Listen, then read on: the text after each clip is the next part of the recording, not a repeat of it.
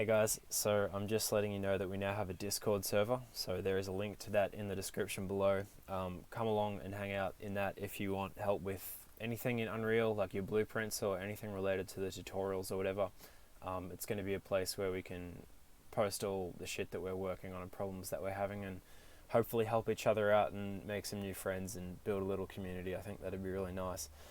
I've never used Discord before, so I've set it up to the best of my ability, but if there's anything that you think could be improved or any problems with it, just send me a message on there or whatever. I don't really know how it works, but just let me know and we'll fix it and we'll improve it and go from here. But yeah, it's going to be a place for Unreal discussions. We've got a channel for Unreal stuff, for general, whatever, just talking shit and fucking whatever. And I've got another channel for some games that I've made if you want to try and beat my games and give me some feedback. That'd be really cool. So